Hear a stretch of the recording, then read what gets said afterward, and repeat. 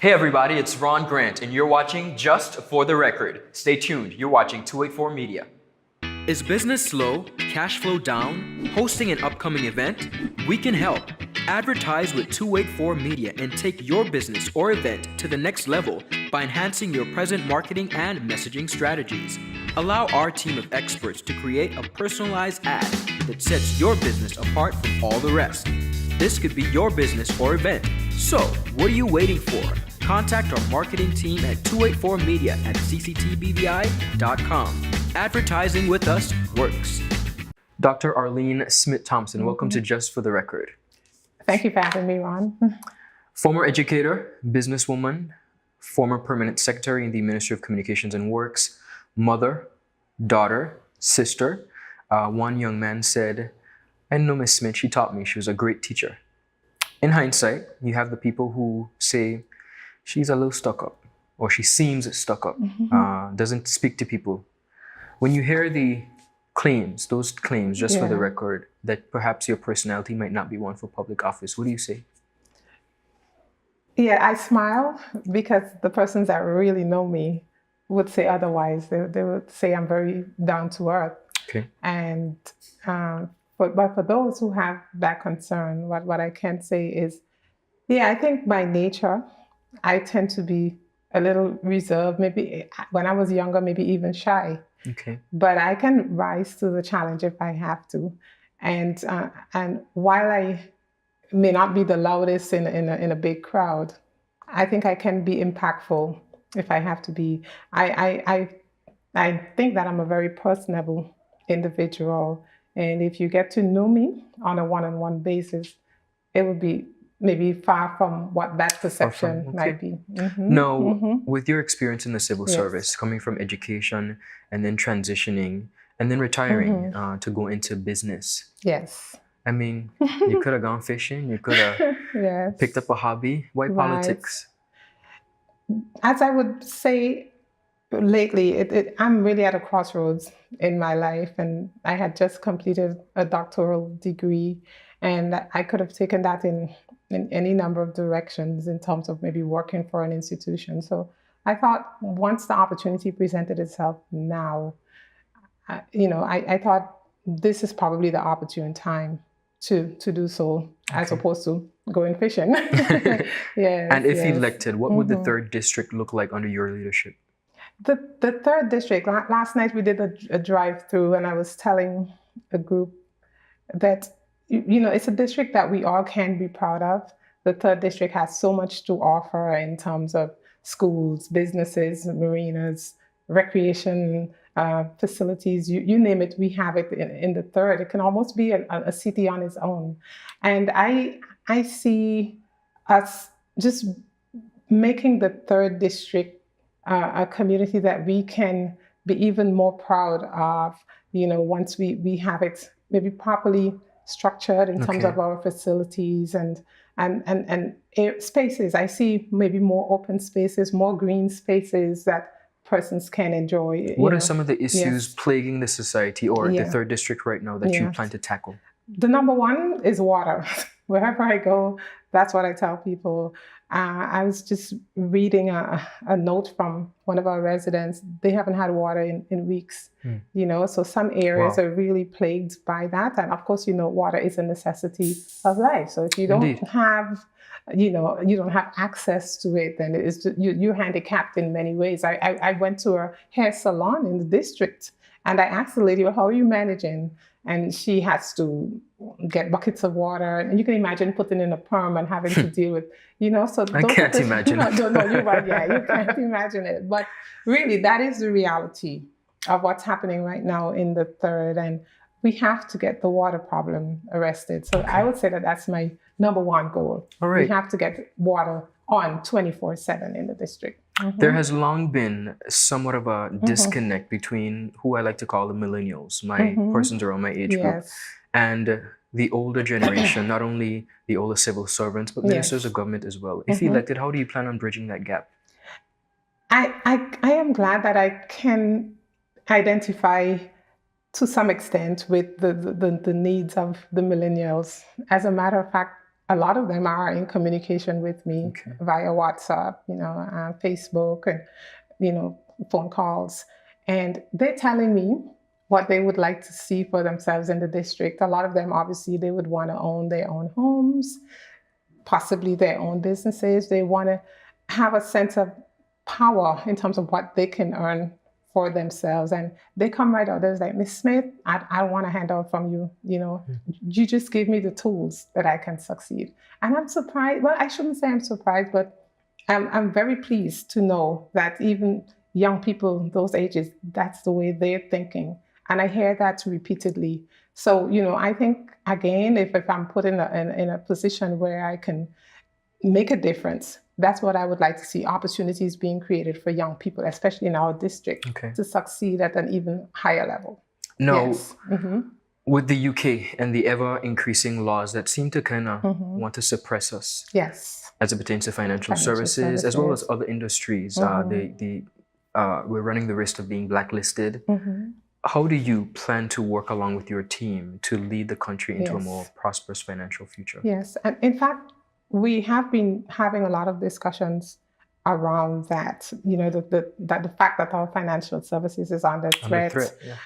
The fact that even tourism, we have to continue to try to set ourselves apart, and so a key word that you may hear in a lot of our campaigns is about diversifying the economy. So, I know a lot of people might say, well, you look at the third pillar, for instance, agriculture, and that we can't do much with that because we may not have a lot of arable land, but it's all about exploring what technology has to offer. For instance, there's a agri-paradise in Virgin Gorda that is doing very well. So I think it's all about how we marry technology with the economy.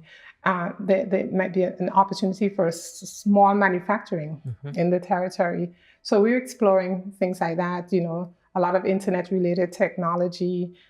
Our young people, again, they do think outside the box. Indeed. So, and it's important that we also have the young people at the table of decision making, because it's amazing what they can do if you give them the opportunity.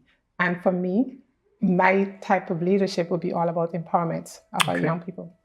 Ladies and gentlemen, just for the record, we'll be back with Dr. Thompson. Yeah. Okay. That's a great idea. So we gonna have some lobster? Hello? Wait, you had a long time. Yeah? You say you were sick? What happened to our wedding rehearsal? No, babe. I'm actually watching the news right now. Take a listen. Topping our newscast today, UFOs seen around Tortola Pier Park. And District 3 residents outraged over no water supply. They simply cannot bathe. These and more stories when 284 News returns. All right, babe, just get some rest, take 2 Advil, and I'll See you later. Bye. Okay, honey. I see you later. I love you.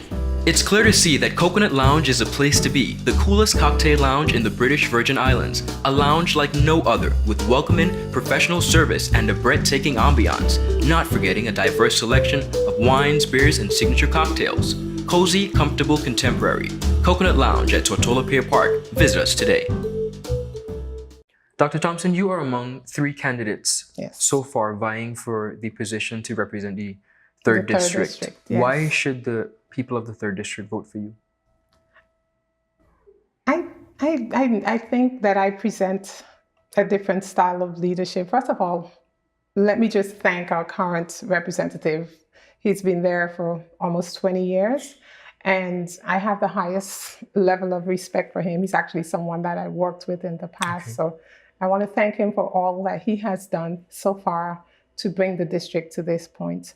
I feel that as with any organization, at some point, there might be certain signals that maybe change might be what is best for the organization at this particular point. And I feel that in the 3rd, as I look around and I see, especially again, the young people, the fact that we probably can do much more. And this is where I feel that I bridge the gap between the young and the not so young, and in terms of the style of leadership that I can bring. For me, it's more about inclusion, participation, just lending a listening ear where necessary. And that's what I tend to do a lot of in my campaigning. I listen to the seniors as well as the younger ones. Everybody, I think, has something to bring to the table. Okay. And I just want to be a facilitator of that process, and where necessary, I want to be able to lead when I have to and champion causes when I have to. That's what it's all about for me. Being a voice for the voiceless is very important to me. Okay. And basically, that's why I'm doing it. Yeah. Mm-hmm. Locally, mm-hmm. regionally, and internationally, mm-hmm. particularly this election cycle, we've seen an influx in female candidates. Yes. Why do you think that is? And what do you think that says to our society when you look at it? Yeah. It says a lot to me at this stage in my life, and a lot of opportunities are now presented for females to serve in leadership roles, and I think that we should take advantage. I think what it is saying is that we are a changing society, and that women can serve in high leadership positions if given the opportunity to do so, and that we can bring the same to the table as men, and that's the fact that men are accepting of that, So if you think of feminist theories, for instance, and what they preach, right. It's all along the lines that, women can also aspire to leadership positions, but you just have to give us the opportunity. And that's what our party has done. And I'm really proud to see that we have 4 of us on the team, and the youngest being a woman at just 28, and when we have discussions, our opinions are as valued as the men. And for us, that means a lot. And also as examples for the younger generation, other women that right. They can see that, if they can do it, I can do it too. Wonderful. Yes. So I have 3 phrases for you that I'd like you to get your opinion on. And I simply want a yes or no answer. And I'm sure for many persons that would need explanation. But I'll tell you why. When you go and you do make it to the House of Assembly, if elected, the Speaker doesn't say all those in the middle, all those in between. She says all those for and all those against. So these questions simply get your response on where you stand as it pertains to these 3 very pressing issues. Yeah, but okay. I would, before you begin though, I would say that even before the Speaker says yay or nay, they would have had an opportunity to go through whatever the subject is for discussion, in all fairness. And I haven't. Okay. So we have to make that clear no problem to at all. Our audience. Because that's important, because some of them probably think you have the questions ahead of time. I have not had the questions ahead of time. Right now, Ron is putting me on the spot. It's quite okay, but it's just that in terms of absolute answers, yes or no. All right. He might be being a little unfair to me at this point, but that's okay. I'll put you on the spot. Absolutely, no problem. Okay. Legalization of marijuana or decriminalization of marijuana. I don't know why I have to say a yes or no. You either support it or you don't. I have to say that I support it to a certain extent. And that's fair. It would definitely need a lot more explanation. That's fair. For medicinal purposes. One is difficult to just give a one-word answer. Well, at least for medicinal purposes. You've said exactly what you want to share, so that's fine. Yeah, legalization of gay marriage. Again, I feel persons should have the right to choose. I'm sorry I can't answer in a yes or no, because I have a brother who is gay. Okay. He lives in England, and my father, he struggled with it for a long time, and he was not very accepting, and it really caused a strain on their relationship.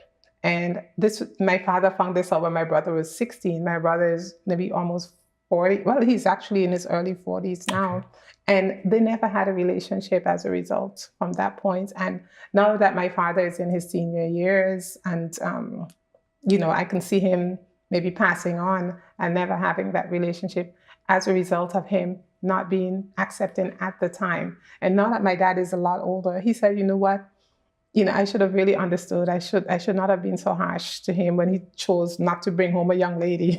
Okay. and I saw the damage that it caused in our family, and as a result, I have to. We have to include everybody in society, and I know there's a debate as to whether they're born that way. That's for another discussion. Totally but different debate. In terms of what it can do to families, I have experienced that firsthand, and I have to support persons in their relationships, however they choose to have it. No problem. I That's hope a you're yes. okay with that. No problem at all. That's a yes. The gay marriage, I guess it would be. I wouldn't go to the extent of marriage. I think you don't have to legalize it with marriage. I think they should be free to have relationships. Let's just put it that way. All right. Legalization of abortion.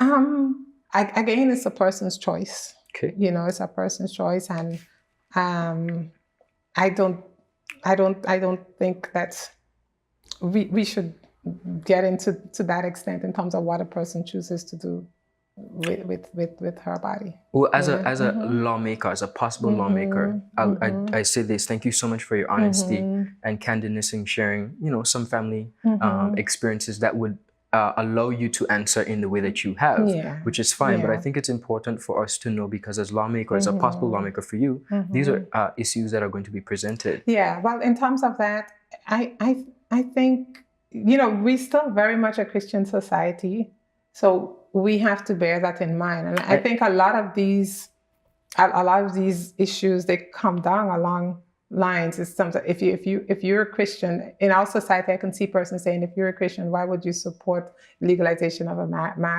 gay marriage, or so. But I think as we evolve as a society, we're evolving out of Christianity. Well, that's the thing I was about to say. Okay. You'd obviously have to be embracing of different religions, different philosophical perspectives on life, and then they all bring some good to the table. Okay. So I feel like if you just subscribe to one religious perception, you sort of being closed-minded. Okay. And for me, I prefer to be all embracing, because I feel there's good in every religion, and so I think when in our lawmaking, we have to bear that in mind, that we shouldn't come down along certain lines because of our personal conviction. Correct. But we have to be more open, because that's the way we would be inclusive. Well, it's interesting, and I appreciate the comment about us being a Christian society, because I've heard that quite a bit. In hindsight, though, when you look at our society and some of the issues that plague our society, you kind of want to wonder, are we a Christian society in the sense that we are trying to prove a point? Right. Or do we really, as residents and citizens, stand by morals and principles? Because take, for example, there have been calls for the legalization of marijuana. And you have a lot of Caribbean islands around us who are doing it, from the U.S. Virgin Islands to Antigua.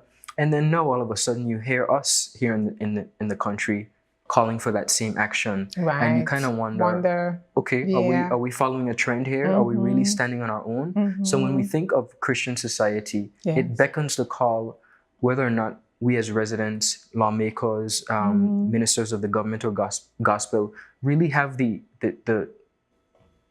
audacity or the guts to stand by our own decisions. Yes. And you think about it this way. How many bars, Dr. Thompson, do we have in this country?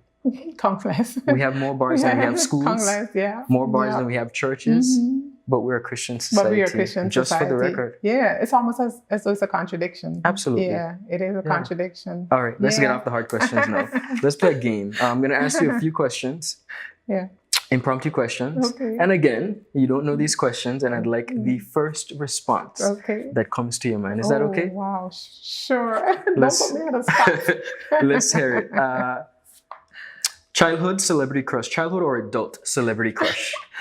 I don't have an adult celebrity. I think I'm just too old for that now. But my childhood celebrity crush, don't laugh, but he was Michael Jackson. I've Oh heard my God. I've heard many persons say that. Yeah. I had him on my bedroom walls. This is before you were born. Absolutely. So we didn't have back then you had the Right On magazines and Black Beat magazine, and they would have the centerfolds, and you have to pull that out and stick it up, and And Michael Jackson was your guy. Definitely. And then when I watch how he had changed over the years, I sort of lost it for him, and even to the point now that he's deceased, I thought I would just play his music forever once he passed, but it hasn't really been like that, Secret talent. I don't know if it's secret. I used to sing with my sister years ago. I don't even know if that's a talent anymore because I don't use it. But we were called the Smith sisters back in the day. This is, again, before you were born. But that's a talent that some persons don't know about, and others that may know. They're like, I remember when you guys used to sing, you had such a beautiful voice. Whatever. Yeah. Okay. So, a luxury you can't live without. Ooh, I love. Well, I love brand name clothing. Okay. Yeah. Okay. Yeah, I do. The shopping. The shopping. Okay. Yeah. Someone from VI yesteryear, VI history, that if you could, you take to lunch. I would like to take my great-grandfather to lunch on my paternal side, and I would want to know how he did it. I'd like to have a conversation about how he supported a family of 12, 13 children, and he was able to acquire a lot of land in the Duff's Bottom area. And these were just simple persons, not doing a whole lot, but he was able to pass that on. Another person I would like to take to lunch would have been my grandfather, my paternal grandfather again, Joseph Smith. He did so much. He was a shoemaker, mason, carpenter, and everything. And again, how did they do so much with so little? I never met my grandfather. He passed in 1969, but that's the one person I would have liked to have met. Okay. Yeah. Characteristic you value most in people? I value honesty. I feel like when persons betray me, I have a hard time dealing with it, getting past it. It's a work in progress, but that's what I would value most in people. Definitely. Yeah, and honestly, you can tell me how you feel, whether it's good, bad, indifferent. Just be honest. You want the me, truth. and I want the truth. Dr. Thompson, thank you so much. That's it. Oh wow! I could have gone on another half an hour. Thank you so much. Thank you so much for having me, Ron. You're most welcome. It's my pleasure. I want to shout out to my 3rd district people because they're going to be seeing this, and to let you know that we're going to be setting up our district headquarters next week on the 17th. Next week, Thursday, it's going to be in Seacoast Bay, right across from the St. Paul's Anglican Church. All are welcome to attend. Brilliant Hands and Minds tutoring services, one-on-one tutorials in math and English, intense homework assistance, academic enrichment, school projects, effective communication and public speaking development, sign language for adults and children on Saturdays only. Registered with the Virgin Islands High School Certificate Program, Brilliant Hands and Minds can help you too. Offering intense curriculum-based training to help you or your loved ones get their high school diploma. It's time to make your family's education a #1 priority. Hurry, space is limited. Brilliant Hands and Minds Learning Center. We are the trained education professionals.